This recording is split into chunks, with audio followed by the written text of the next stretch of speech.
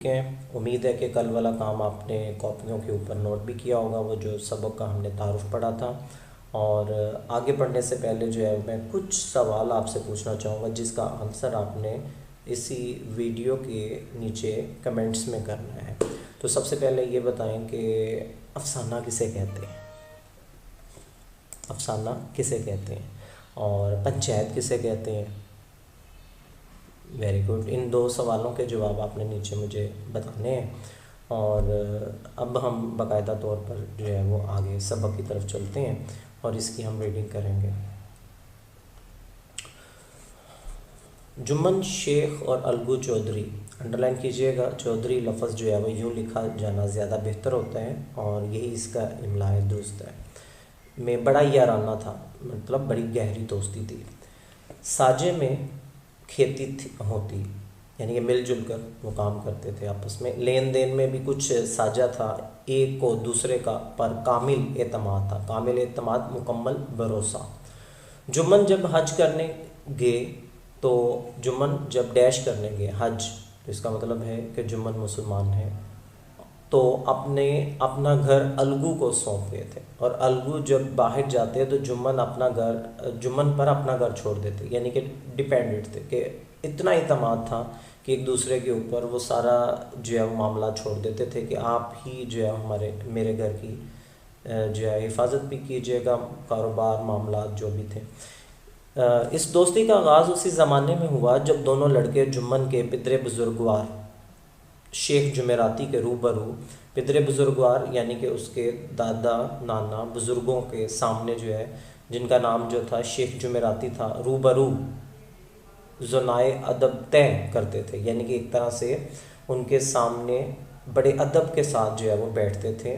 الگو نے استاد کی بہت خدمت کی، خوب رکابیاں مانجیں، انڈرلائن رکابیاں برتن، یعنی استاد کی بڑی خدمت کرنا، خوب پیالے دھوئے، ان کا حقہ دم نہ لینے پاتا تھا، یعنی کہ پرانے وقتوں میں جو بزرگ حقہ پیا کرتے تھے تو ان کی خدمت، مراد یہ جتنے بھی الفاظ یہاں پر بیان کیے گئے ہیں کہ استاد کی خوب خدمت کی انہوں نے۔ ان کے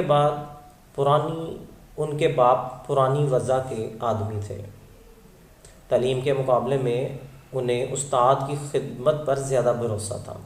وہ کہا کرتے تھے کہ استاد کی دعا چاہیے، جو کچھ ہوتا ہے فیض سے ہوتا ہے، اور اگر الگو پر استاد کے فیض یا دعا کا اثر نہ ہوا تو اسے تسکین تھی کہ تحصیل علم کا کوئی دقیقہ اس سے فرگزشت نہیں کیا، یعنی کوئی بھی موقع اس نے نہیں چھوڑا، بلایا یا یعنی کہ لازمی اس کو جو ہے وہ اس نے ہاتھ سے نہیں جانے دیا۔ علم اس کی تقدیر میں ہی نہ تھا۔ شیخ جمعراتی خود دعا اور فیض کے مقابلے میں تازیانے یعنی کہ سختی کرنا کے زیادہ قائل تھے، اور جمن پر اس کا بے دریغ استعمال کرتے، تازیانے چھڑی کو بھی کہتے ہیں، ٹھیک ہے، اور اس کا بے دریغ استعمال کرتے، بہت زیادہ استعمال کرتے تھے، ڈانٹ ڈپٹ سے جو ہے پڑھاتے تھے، اور اسی کا یہ فیض تھا کہ آج جمن کے قرب و جوار کے موضوعات میں ارد گرد کے جو علاقے تھے، موضوعات علاقے پرستش تھی، یعنی کہ اس کی بڑی رسپیکٹ کی جاتی تھی، عزت دی جاتی تھی اس کو۔ شیخ جمن کی ایک بوڑھی بیوہ ڈیش تھی، خالہ، ان کے پاس کچھ تھوڑی سی ملکیت تھی، ملکیت انڈرلائن کیجیے گا، زمین، مگر غریب کا وارث کوئی نہ تھا۔ جمن نے وعد و عید کے سبز باغ دکھائے، انڈرلائن سبز باغ دکھانا، بتائیے جی، میں نے نہیں بتانا، آپ نے مجھے کمنٹس میں بتانا ہے، ٹھیک ہے، آپ نے 9th میں یہ پڑھا ہوگا، اس میں گرامر کے اندر محاوروں میں سبز باغ دکھانا۔ خالہ ماں سے وہ ملکیت آپ نے نام کرا لی، وہ زمین جو تھی آپ نے نام کروا لی، جب تک یہ ذرا اوپر کر لیتے ہیں جی، جب تک ہبہ نامہ پر رجسٹری نہ ہوئی تھی، یعنی کہ کاغذات اس کے نام نہیں ہوئے تھے، خالہ جان کی خوب خاطرداریاں ہوتی تھی، خوب میٹھے لقمے، چٹپٹے سالن کھلائے جاتے تھے، مگر پگڑی کی مہر ہوتے ہی، یعنی کہ وہ جو زمین تھی وہ ملکیت لگتے ہی، مہر ہونا، ختم ہو جانا، سٹیمپ آؤٹ ہونا، اور اس کی خاطرداریوں پر بھی مہر ہو گئی، یعنی کہ ختم ہو گئی۔ جمن کی اہلیہ، انڈرلائن جی، جمن کی بیوی اہلیہ یعنی کہ بیوی کا نام کیا تھا، بی فہمین، انڈرلائن کیجیے گا، نے رفتہ رفتہ سالن کی مقدار روٹیوں سے کم کر دی۔ کچھ دنوں تک خالہ جان نے اور دیکھا، مگر جب برداشت نہ ہوئی تو جمن سے شکایت کی۔ جمن ڈیش پسند آدمی تھے، underline G M C Qs, صلح پسند۔ اب اس معاملے میں مداخلت کرنا مناسب نہ سمجھا۔ کچھ دن تو رو دو کر کام چلا۔ آخر ایک روز خالہ جان نے جمن سے کہا، بیٹا تمہارے ساتھ میرا نباہ نہ ہوگا، گزارا نہ ہوگا، تم مجھے روپیہ دے دیا کرو، میں اپنا الگ پکا لوں گی۔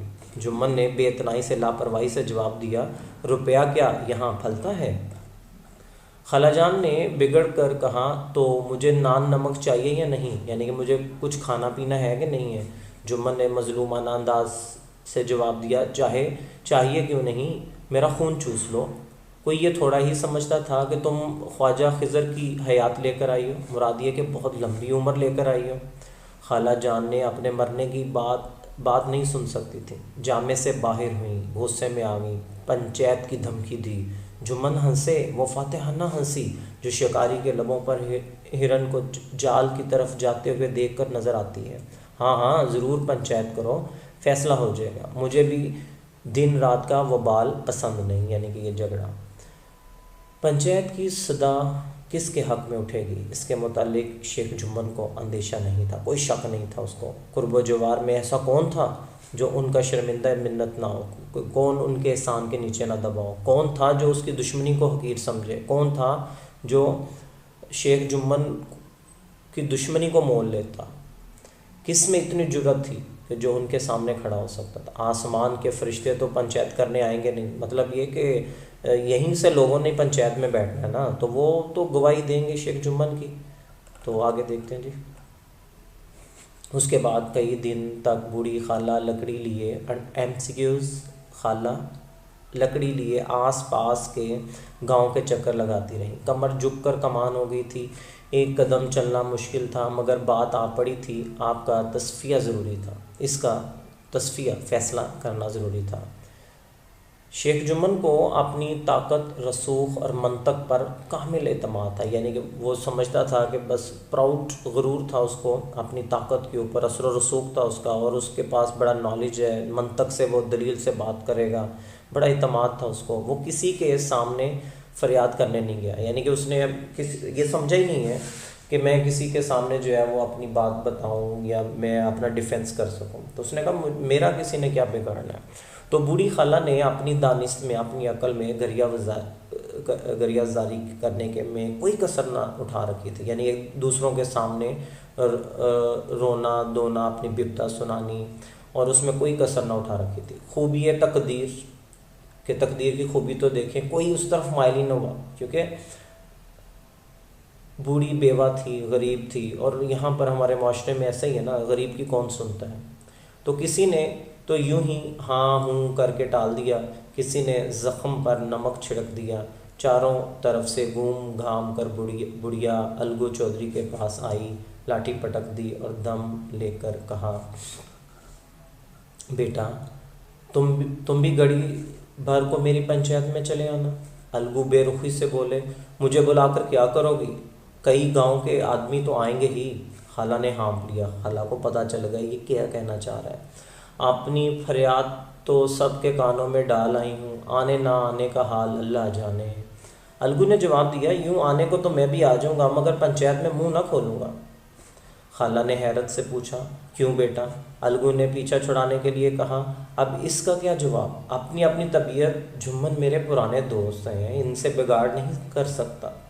خالہ نے تاک کر نشانہ مارا، بیٹا کیا بگاڑ کے ڈر سے ایمان کی بات نہ کہو گے، یعنی کہ حق اور سچ کا ساتھ نہیں دو گے؟